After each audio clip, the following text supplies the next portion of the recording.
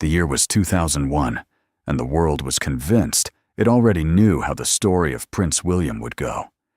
He was 18, years old, the most recognized teenager on Earth, the boy who had stood behind his mother's coffin at 14 and watched the entire planet weep for her.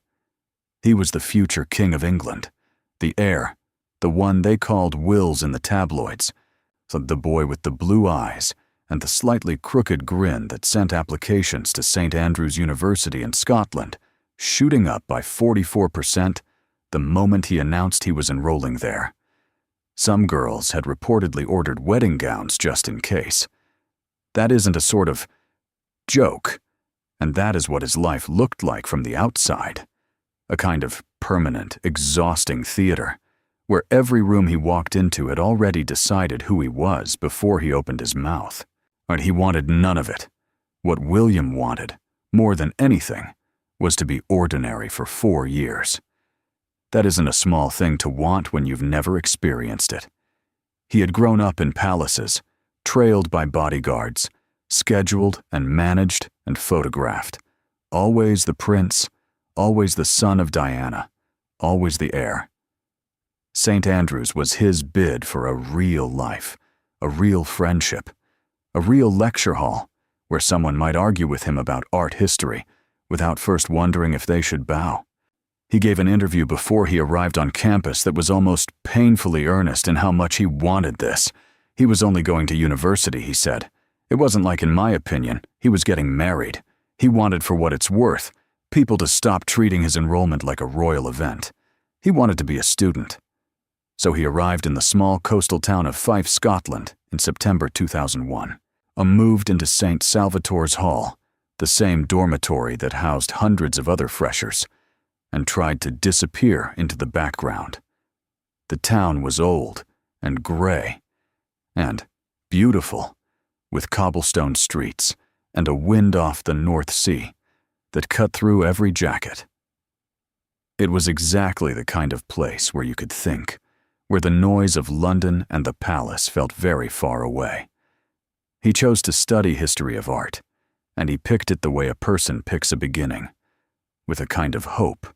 Catherine Middleton arrived the same year. She was from Berkshire. Her father had built a successful party supply business from nothing, which meant the family was comfortable, but not aristocratic, well off but not titled, the kind of English middle class that deal with the world with good manners and hard work, and zero inherited access to any of the rooms that William had grown up inside. She was dark-haired, quietly composed, of the kind of girl who entered a room without announcing herself and somehow ended up being the one everyone remembered afterward. She had been heartbroken that summer, if the accounts are accurate. A boyfriend from her school days, her first real love, had gone his own way, and she arrived at St. Andrews carrying something that recent heartbreak always leaves behind, a very clear sense of her own resilience and a certain quiet courage that she may not have recognized in herself yet. So she also enrolled in history of art. They lived doors apart in St. Salvator's Hall during that first year. They moved in the same small circle of students, attended the same group dinners, played tennis on the same courts. And when Kate first came face to face with the actual Prince William, not the newspaper version, not the magazine cover, but the real person who was standing in front of her, she went bright red. She said so herself, years later, in an engagement interview that was watched by millions. She went bright red and scuttled off. That is the word she used, scuttled, like a person who has just knocked something over and left the room before anyone could see. I mean, William remembered it differently. He said he, for what it's worth, knew from that first meeting that there was something very special about her. He wasn't ready to act on it yet. He didn't fully understand it yet. But something registered. The way a person registers a piece of music they have never heard before and immediately wants to hear again. He just filed it away and told himself they were becoming friends. That was true, which they were. But it was the kind of friendship that has a current running underneath it that neither person names out loud for a very long time. So the first year passed, like first years do, in a blur of lectures and late nights and cafeteria meals, and the particular closeness that comes from being thrown together with strangers in a small town in Scotland, far from home. William was learning how to trust people without his title standing between them. Kate was learning how to be herself in a place where nobody knew her yet. They were both, in their own ways, shedding something they had arrived with and building something new. The coursework was demanding, the wind off, the sea was relentless. Plus, the town was beautiful in the way that old places with long histories are beautiful, like it had already seen everything and was in no hurry to be surprised by anything you brought to it.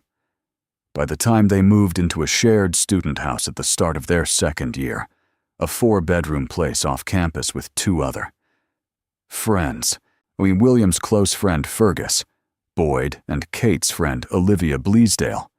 The friendship had grown into something that operated at a different temperature than ordinary friendship. They cooked together. Plus, they studied together. They lived the kind of daily domestic proximity that peels back whatever performance a person puts on for the world, reveals who they actually are at 7 in the morning when they have a paper due and the coffee is cold and nobody is watching. William was, by several accounts, a genuinely terrible cook who kept setting things on fire with great enthusiasm and zero improvement. Well, he burned things overspilled, and things caught fire with a regularity that suggested he was either completely comfortable failing in front of her or incapable of learning from experience. And both of those things, if you think about it, say something significant about the level of comfort he had reached with Kate Middleton. She found it funny. That mattered. So William had spent his entire life being handled with enormous care by people who were conscious of who he was. Here was a girl who laughed when he burned the dinner, who treated him like a friend rather than a future king, who was curious and warm and steady in a way that had nothing to do with his title. He had said, with some confidence before he arrived, that he could spot the girls who were trying to take advantage of him, the ones who wanted a piece of the prince rather than the person. Now he could spot them quickly, he said, and soon went off them. Kate wasn't one of those girls. If anything, she had been slightly intimidated and scuttled away when she first saw him, which wasn't the behavior of someone angling for a crown. Then came March 2002, and the charity fashion show, and everything changed. The Don't Walk fashion show was a student charity event held at the St. Andrews Bay Hotel, raising money for worthy causes the way student events always do, with great enthusiasm and varying levels of actual fashion sense. Kate had been selected as one of the models. She was chosen partly because of her popularity on campus, and partly because she was known as someone who dressed modestly and well, which made the idea of seeing her in something more daring genuinely interesting to her fellow students. And she wasn't told to tell William specifically what she would be wearing on the runway. He paid £200 for a front row seat. Plus, she walked out in a see-through black lace dress over a black bra and underwear, moving down the runway with the kind of composed confidence that suggested she was either entirely comfortable or had simply decided to be. The room reacted the way rooms do when someone unexpectedly becomes the most riveting thing in it. William turned to Fergus Boyd beside him. Plus, for what it's worth, said, and this was witnessed and reported and has been confirmed from multiple directions. Wow, Fergus, Kate's hot. There is something both deeply human and slightly comic about the heir to the British throne, watching the girl who lived down the hall from him walk a charity runway and responding to the entire weight of his feelings with those 4 words. Wow, Kate's hot. Not a sonnet, not a declaration, which just the unguarded reaction of a 19-year-old boy watching a girl he already liked become someone he now could not stop thinking about. At the after-party that night, he made his way to her. He leaned in. He told her she was a knockout. She blushed. There was, by all accounts, an attempt at a kiss. Kate was technically still seeing someone else at that point, a fourth-year student named Rupert Finch, and nothing official happened that night. But something shifted. A mutual friend who was present said it was clear to everyone in the room that William was smitten, that he had made an impression on her, and she had made a very different kind of impression on him. The chemistry between them wasn't something they were hiding very effectively. Over the months that followed, Kate and Rupert Finch went their separate ways. William waited. He wasn't, for what it's worth, a patient person by nature. Those who knew him described him as someone with a restless energy, someone who needed to be doing something, who found stillness difficult. But he waited for Kate. He had also learned something important during that first year at St. Andrews that he had not known before. That friendship was a foundation, not a detour. That the best romantic relationships he had observed had started as something quieter and more solid than the electric spark of attraction. He wanted to, I guess, know a person before he loved them. He wanted a partnership that could actually hold weight. Sometime, around Christmas 2003, they became a couple. There, honestly, was no public announcement, no press, basically, release from the palace, and they simply arrived at that conclusion the way people who have been circling each other for 2 years eventually arrive. One evening, after dinner, or in a quiet conversation, or during one of those moments when someone says something and the other person realizes they don't want to be anywhere else in the world. They had moved by then into a small cottage outside town, surrounded by a 6-foot stone wall, living with their 2 friends, having a relationship that was the most private thing William had ever attempted to protect. They left the house at different times. They coordinated arrivals at parties. They never held hands in public on campus. William declared at his 21st birthday interview in 2003 that he was single, which was technically no longer true. He said it with the practiced ease of someone who had been managing the gap between his public life and his private one for his entire existence. Their coupling was, within St. Andrews, an open secret. Their housemates knew. Their close friends knew. The town, had a way of knowing things without saying them out loud. But the wider world had not caught on yet, still earnestly trying to pair William with bold-faced names, with pop stars, with anyone other than the dark-haired girl from Berkshire who had once gone bright red and scuttled away. In April 2004, the first photograph of them together was published.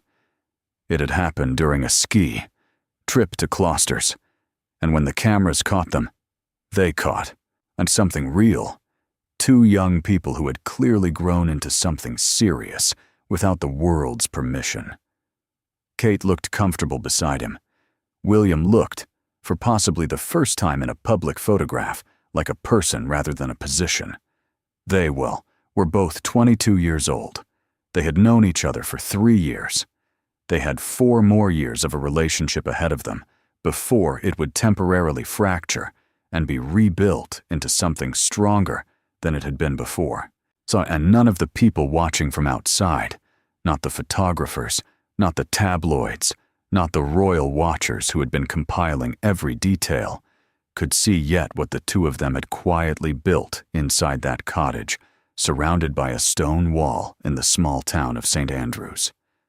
What they had built wasn't romance, though it was certainly that too. What they had built was the kind of trust that takes years to grow and is essentially impossible to fake.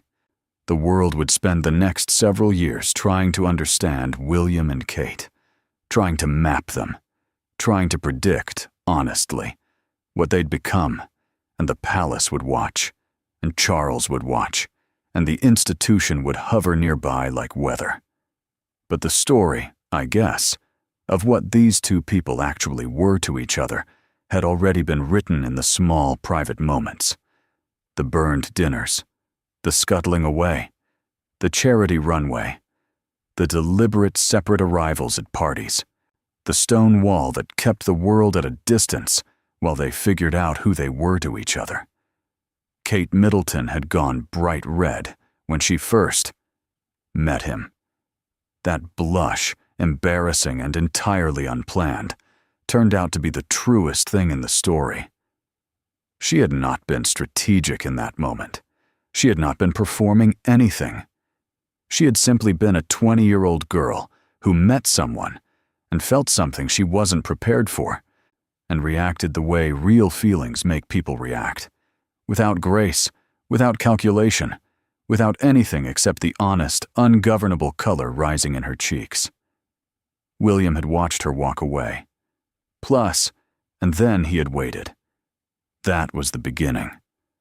I think, not the crown, not the palace, not the protocol, just a girl going red and running away, and a boy deciding she was worth the wait. The palace has a way of testing love, not intentionally perhaps, and not with cruelty exactly, but the institution, the vast, ancient, invisible machine of protocol and duty. Public expectation has a way of grinding against the private, personal, human parts of any relationship that tries to exist inside it. It grinds slowly, the way a stone grinds against stone, gradually, almost imperceptibly, until one day, you look up. Something that was smooth has been worn to an edge. William pretty much. And Kate graduated from St. Andrews in 2005 and stepped out of the one place on Earth where they had managed to exist as something close to ordinary. The, stone wall around their cottage was behind them now. The anonymous lectures, the burned dinners, the deliberately separate arrivals at parties, all of it left behind in Scotland, like a chapter of a book you close and can't reopen. What was ahead of them was different. What was ahead of them was the full weight of what William actually was, which wasn't simply a person that Kate loved. He was the heir to the throne of the United Kingdom. He was going to Sandhurst, to the Royal Military Academy, to begin the military training that is the expected passage for royal men of his generation. He was being shaped by something much larger than himself, and that shaping required things of him that had nothing to do with love. Kate, on the other hand, had no obvious institutional role yet. She was the girlfriend. She wasn't a princess. She wasn't an official anything, which she was a young woman with a history of art degree who was in love with the future King of England, and had not been given any clarity about what that meant for her future, and who was slowly learning that the life she had agreed to orbit, even informally, came with a particular kind of pressure that was unlike anything in ordinary experience. The tabloids had found her by now. Photographers' look appeared outside her flat. Newspapers ran stories about her. She was called Weighty Katie in the press, with the particular viciousness that British tabloids reserve for women who are waiting for things they want, as if wanting something is itself a failure of character. She waited with more grace than those newspapers deserved from her.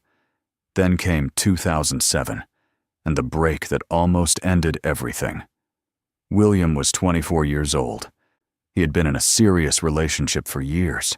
He was, in my opinion, working through military training, thinking about the army, thinking about serving, thinking about the shape of his life and how it would look from the outside once he stepped fully into his role.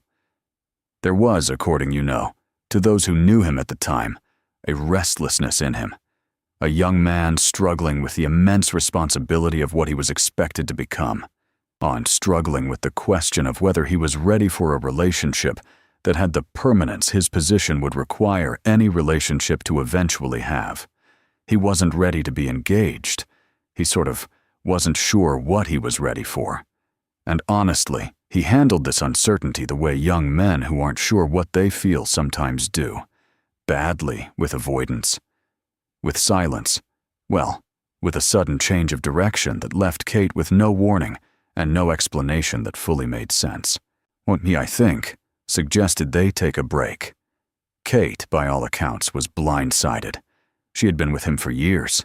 She had given up the ordinary freedoms of a young woman's life, the anonymity, the uncomplicated social existence, the ability to be photographed at a party without it appearing in a newspaper, for this relationship. She had handled the scrutiny and the waiting and the absence during his military training with a steadiness that people around her noticed and quietly admired. And then she was told to step back, to give him space, to wait some more, but with no destination this time. She didn't collapse. That is worth noting. She didn't crumble or perform her pain for public consumption or make the kind of statements that were, frankly, available to her. She was young, and she had just been left, and she had every right to be devastated. And she was. But she took that devastation and did something useful with it. She went out with her friends, and she wore good clothes. She smiled at cameras in a way that said, clearly and without words, that she wasn't going to be defined by being left. She went to parties.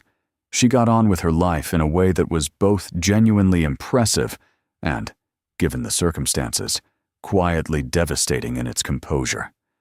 William, meanwhile, wasn't having the uncomplicated summer he may have imagined. He traveled. He saw friends. He was having fun, by his own later admission, which isn't the same thing as being happy. He was avoiding, I think, the decision rather than making it, which is a thing that young men with too many options sometimes do. He reportedly pursued no one else seriously.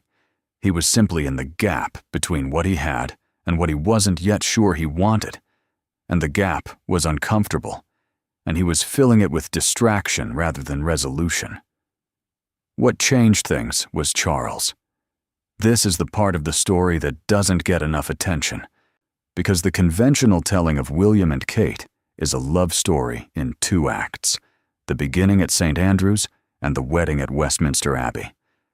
But there's a 3rd element in the middle that is easy to overlook, and that element is King Charles, then the Prince of Wales, who saw more clearly than his son what was actually happening, and decided to intervene in the way that only a father, who has lived through his own romantic failures and their consequences, can intervene. When Charles had watched William and Kate together, he had seen what Kate was. He had seen the steadiness in her, the good sense, the warmth without sycophancy, the capacity to handle the pressures of proximity to royalties without being diminished or distorted by them. These aren't small qualities. They are, in fact, extraordinarily rare qualities, and Charles recognized them because he knew what their absence looked like and what it cost. He had lived through what their absence cost.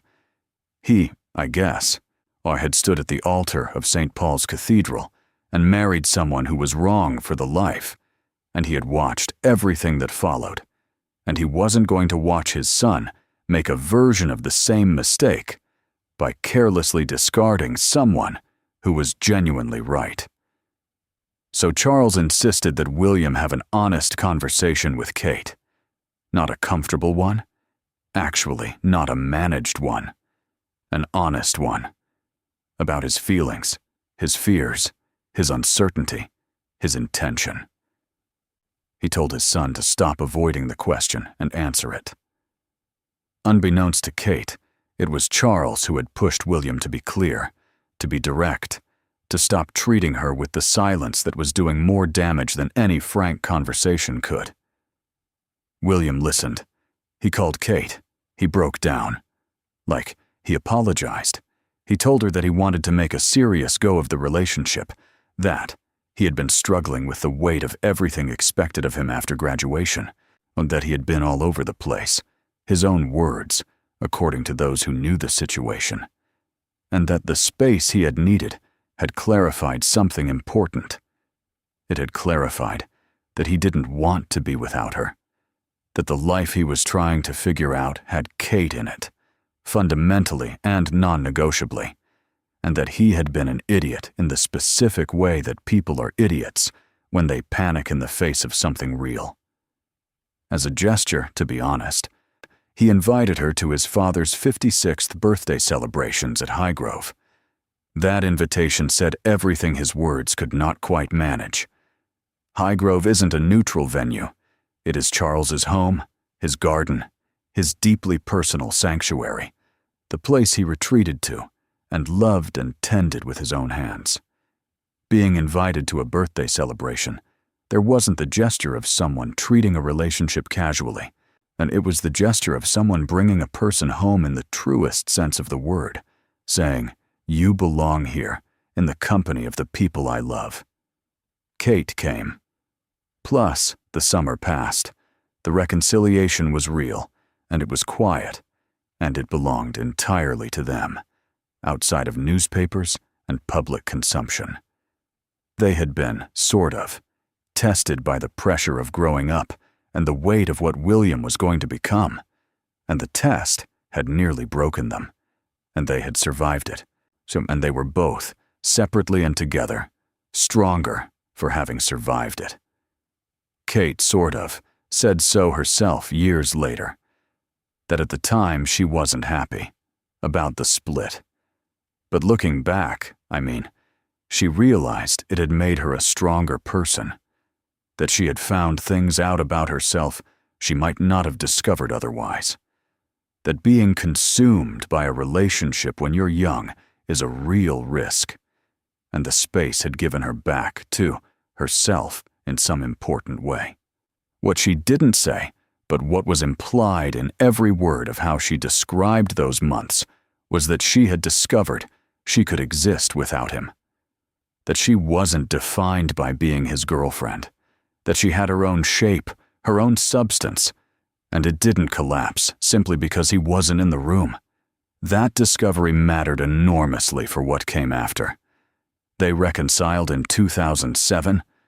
By 2008, William was completing his RAF flying training, and Kate was there to watch him receive his wings, and standing in the crowd with a quiet pride that photographers caught but could not fully caption.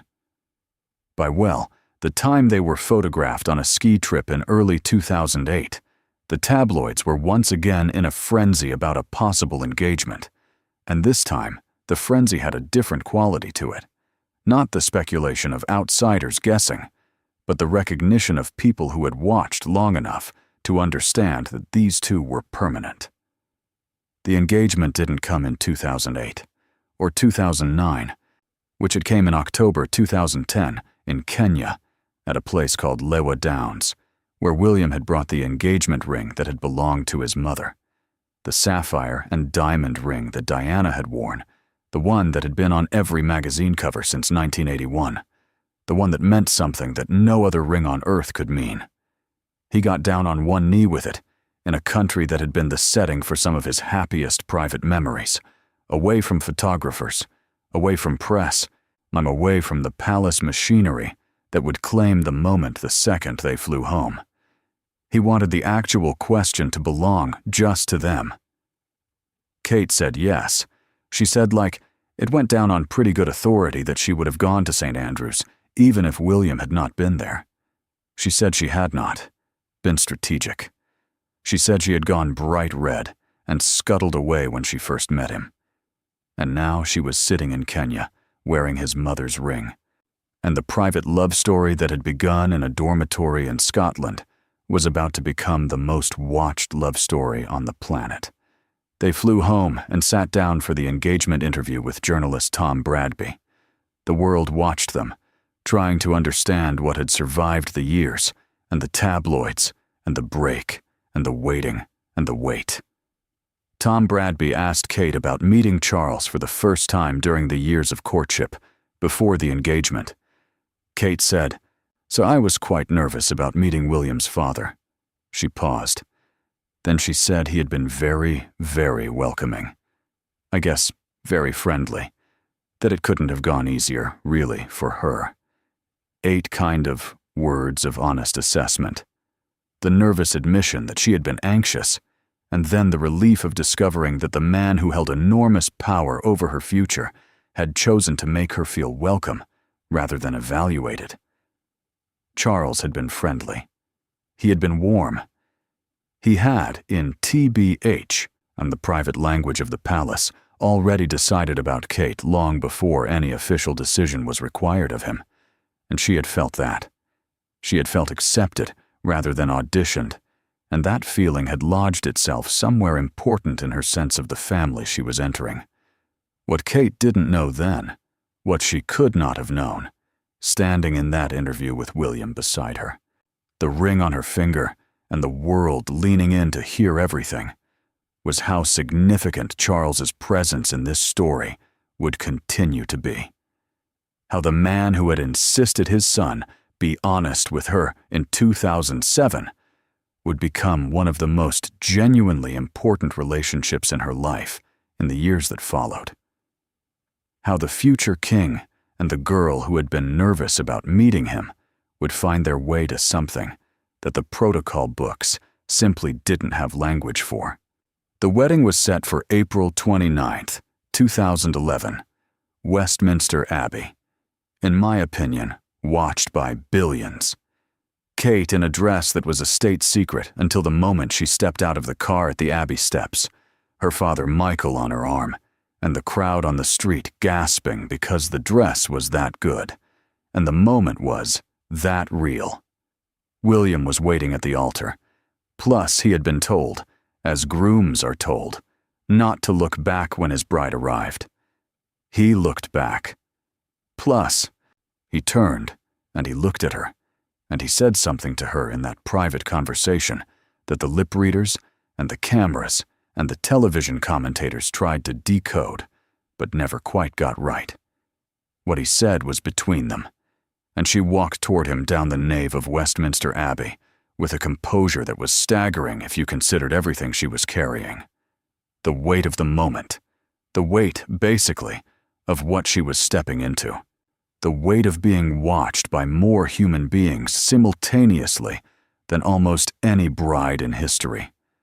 The weight of the ring on her finger that had come from Diana. The weight of knowing that the word princess was about to attach itself to her name permanently and change the shape of her entire life. She walked like someone who had arrived somewhere she had been heading for a very long time. Pretty much, he took her hand, and the Abbey went still in the way that very large rooms go still when something true is happening inside them. The Archbishop of Canterbury began the service. Outside, on the streets of London, people who had camped overnight in the cold were shouting. Inside the Abbey, it was quiet. Plus, they said their vows. They said them clearly, without stumbling, without the hesitation of people who are saying something they aren't sure of. When Kate's turn came to speak, she repeated the words steadily, each one landing with the weight of something fully meant. Afterward, like on the balcony of Buckingham Palace, they kissed. The crowd below made a sound that traveled up the Mall for what felt like a mile. William looked at his new wife. He said, in the private between-us voice that the cameras caught but couldn't quite contain, "Let's give them another one." And he leaned in again. They were 28 and 29 years old. They had known each other for 10 years. They had survived a university romance and a shared house, and a break that nearly ended them, and a reconciliation that made them stronger, and an engagement under the African sky, and a wedding watched by the world. They sort of had built something real in the space between all those enormous public events. Something that could not be photographed. Something that existed in the burned dinners, and the scuttling away, and the stone wall, and the honestly spoken vows. And Charles watched from his seat inside the Abbey. He had played a quiet role in getting them there. The insistence on honesty in 2007, the birthday invitation. That was also a welcome. The consistent warmth that Kate had felt from the beginning. He was the father who had pushed his son to be worth the woman his son loved. He watched them kiss on the balcony, and he understood something that the crowd below, screaming with joy, could not yet fully see. This was only the beginning of what these two would carry. there is a photograph from the Trooping the Color ceremony in June 2024 that circled the world before most people fully understood what they were looking at. On the balcony of Buckingham Palace, the royal family had assembled as it always does for this event, the annual celebration of the monarch's birthday, the one that produces the famous balcony photograph that becomes the year's most official royal image. In 2023, TBH, the arrangement had been straightforward. King Charles at the center, Prince William at his right-hand side. As heir, the family arranged around them in the ordered choreography that palace tradition has maintained for generations. In 2024, the arrangement was different. Plus, William wasn't at his father's immediate right. Kate was. She was standing at King Charles's right hand, in the place of honor, in the most deliberate position the balcony offered. And anyone who understood the mathematics of royal protocol understood immediately that this wasn't an accident. Things on that balcony are never accidents. Everything is placement. Like, everything is signal, everything is message. And the message Charles had sent by moving his daughter-in-law to stand beside him rather than his son was one that required no translation. It said, "I see you, which I honor what you've endured. Today, your presence here matters more than the order of succession." Kate had announced her cancer diagnosis 3 months earlier. The video she had released in March 2024 was watched by an extraordinary number of people in a very short time. It was watched the way people watch things when they feel something they didn't expect to feel. Kate sat in a garden, composed as she always was, in a soft knit sweater, speaking directly and quietly to the camera as if she were explaining something difficult to a person she trusted. She said she had been diagnosed with cancer following abdominal surgery. She said she had begun preventative chemotherapy, which she said she wanted privacy for herself and her family while she worked through treatment.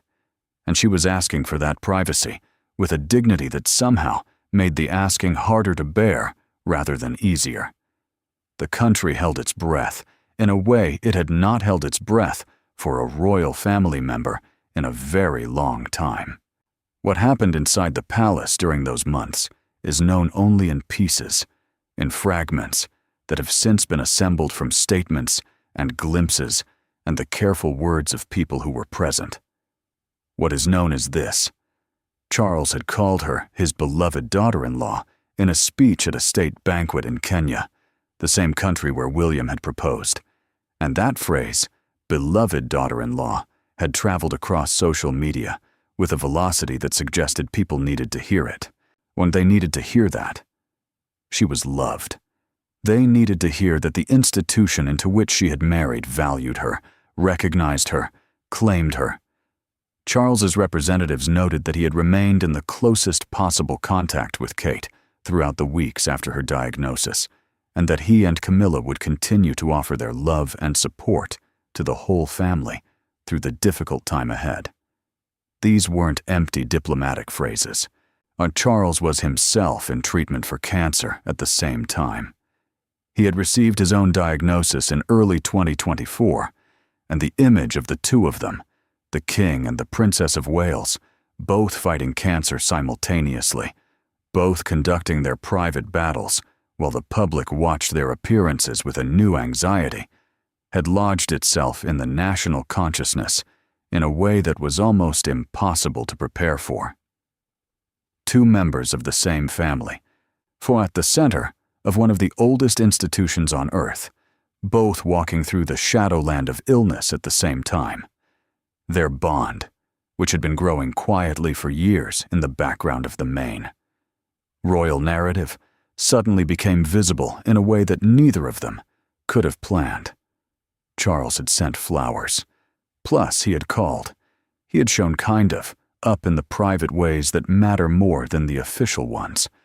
When Kate chose the Trooping the Color ceremony as her first major public appearance since announcing her diagnosis, it was understood by everyone around her to be an act of deliberate courage. She didn't have to be there. No one required her presence, and she was in treatment. She was recovering. She could have stayed home and no one would have said a word against her. But she came in a pale blue dress, with her children beside her, and she arrived at that balcony with the posture and the stillness of someone who has decided what they're willing to let the world take from them and what they'ren't. Charles saw her, coming, and moved his son to make room. It was, by any measure, a small physical adjustment. A few inches, a rearrangement of where people stood. And yet the room, if you can call the entirety of the watching British public a room, went quiet the way rooms do when something true is happening inside them. Charles, placing Kate at his right hand, was an act that existed simultaneously in two registers. The official, which said she stood as his partner in this moment of ceremonial public life, and the human, which said he was putting his arm around her in the only language a king has available to him when he's standing on a palace balcony in front of a crowd. He could not hug her there. He could not say what he felt in private words. What he could do was stand beside her and signal to the world, and to her, and to every camera capturing the moment, that she wasn't alone. The significance of what Charles had built with Kate over the preceding years was now fully visible for the first time.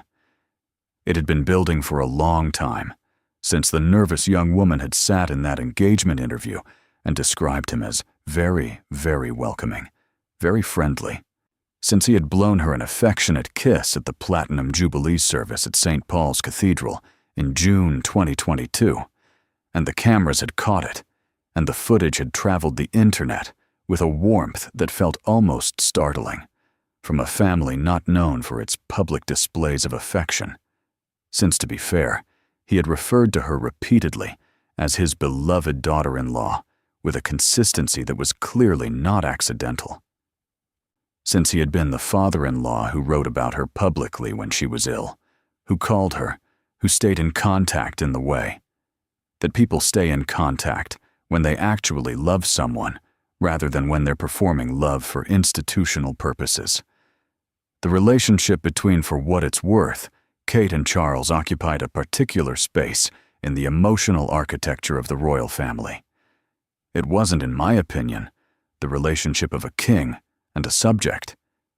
It wasn't, honestly, the relationship of a boss and an employee, though those hierarchical realities existed within it. It was the relationship of two people who respected each other across a generational divide and a difference in background and experience, who had found genuine warmth in the space between who they officially were and who they actually were. Kate had brought something into Charles's family that he had not always had available to him. The evidence that his son's marriage was real, or that the domestic life happening in his son's home was genuinely loving, that the future of the family he was passing forward was in good hands. And Charles had given Kate something in return that she could not have gotten from protocol or position or public approval. He had made her feel that she belonged, not just to William, not just to the institution, but to the family itself, in the full and complicated and human sense of that word. By the time 2024 was drawing toward its end, Kate had finished her chemotherapy. She had, in my opinion, announced in September that she was in remission, releasing a video from a field with the late summer sky behind her. That reduced a sort of significant portion of the watching world to tears before she had finished speaking. She said the past year had been the hardest she had ever known. She said she, was still learning how to be well. She said she was grateful. Plus, she said she was focused on doing what she could to stay cancer-free. She was wearing a simple dress, and the wind was moving her hair slightly, and she looked like someone who had come through something that required everything she had, and who had arrived on the other side, not broken, but changed in the way that surviving something genuinely hard changes a person. William stood with her through all of it. This man, who had once been a 19-year-old boy who burned dinners and declared, at his own birthday interview that he was single while Kate was already living down the hall. This man had become something his younger self could not have anticipated. He had become the husband who was beside his wife at every appointment he could attend, who had appeared in public during Kate's illness with a composure that was clearly costing him something, and who had organized the family's life around her treatment and their children's need for stability and the impossible requirement that royal duty continue even when private life was in crisis. There were moments where he was photographed, and the photographs had something in them that his public face normally concealed, a weight behind the eyes, a stillness that read as contained worry rather than composure. He was carrying things, and he was carrying them, without complaint and without public performance, which is in some ways the hardest kind of carrying. Kate's return to public duties after her remission was gradual. She didn't rush back. She appeared at events, and her body language was read like scripture by everyone watching. The way she held herself, the angle of her smile, the brightness in her eyes that experts and ordinary people alike were trying to measure against her pre-diagnosis appearances to assess how she really was. A body language analyst describing one of her early returns noted that the slightly reflective quality her eyes had carried since her illness was gone. Her eye smile had returned. Her poise was full, arms relaxed at her sides, a sense of what was described as increased confidence. She seemed the TBH, analysts said, and to want to make meeting her an upbeat experience, to look like the warmly hosting future queen, and to mean it. At a service in March 2025, with the King and Queen Camilla processing past the gathered royal family, Kate performed a curtsy. Deep, elegant, the kind that has become so distinctly hers that it's its own social media following. She was dressed in a red Catherine Walker coat and a pillbox hat, and the curtsy was directed at Charles as he passed. He looked at her. She looked at him. It was a moment of approximately 2 seconds in duration, and it contained 24 years of a story inside it. The nervous girl who had scuttled away from William in a dormitory corridor, the daughter-in-law who had been welcomed and claimed and loved, the woman who had stood on a palace balcony beside the king at his invitation during the hardest year of her adult life. There is no single gesture that captures a relationship. There is no, pretty much, on photograph that tells the whole truth of what two people have built together over years. But there are moments that crystallize something, that compress a long and complicated story into a shape that the eye can hold and the heart can understand. The curtsy was one of those moments. Kate dipping low before the man who had insisted his son be honest enough to deserve her, on Charles looking down and then back at her with the expression of someone seeing someone they love and finding them exactly where they should be. And then, in May 2025, William and Kate appeared together at the V.E. Day 80th anniversary concert at Horse Guards Parade. That pretty much vast ceremonial space in London, where the old and the new are always visible in the same frame. The concert was about remembrance, about what had been sacrificed and what had been preserved. When King Charles spoke, at exactly 9 in the evening, the precise moment his grandfather King George VI had addressed the nation on May 8, 1945. And his speech was about unity, about what becomes possible when people stand together against something that threatens everything they value.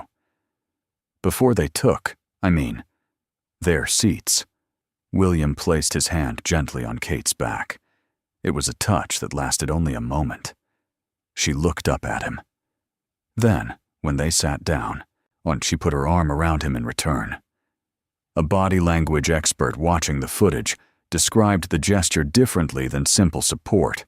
It looked, the expert said, like the kind of affectionate, slightly flirty, truncated hug that had become their private language in recent months, visible in glimpses, the shorthand of a couple who had been through something enormous together and arrived somewhere more tender and more deliberate than where they had started.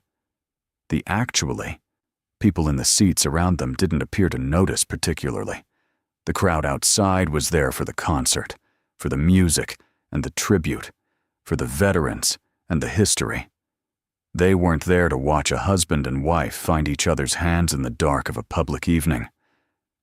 But somewhere in the footage between Charles's speech and the performance of a cellist who had played at Harry and Meghan's wedding 7 years earlier, there's a frame where William and Kate are simply two people sitting together in the ordinary dark, her arm around him, his hand covering hers, and the weight of everything they have been through together.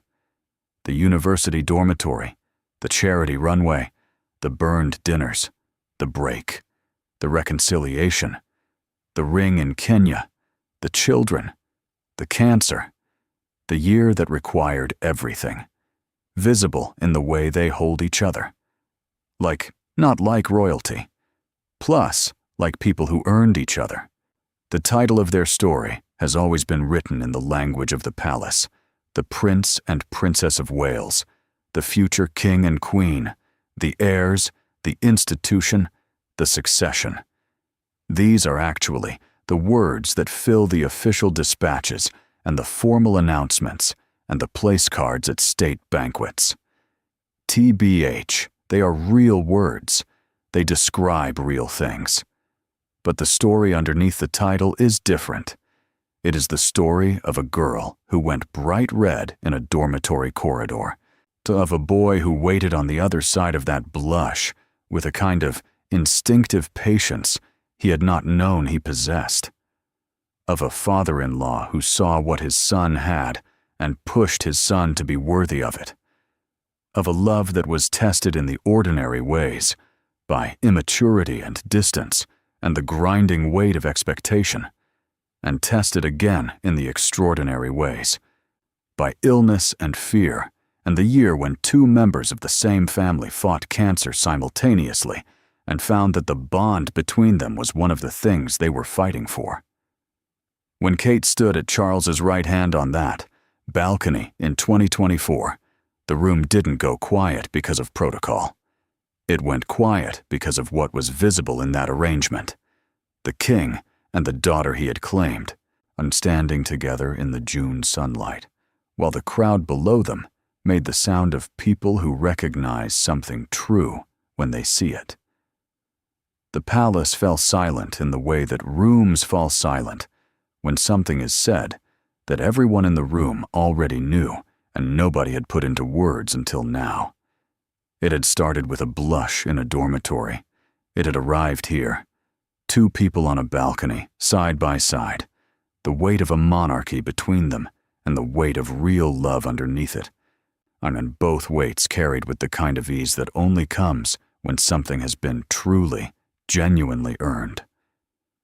William met Kate's eyes across that university corridor more than 20 years ago, and she went red and ran away, and he smiled, or perhaps he didn't.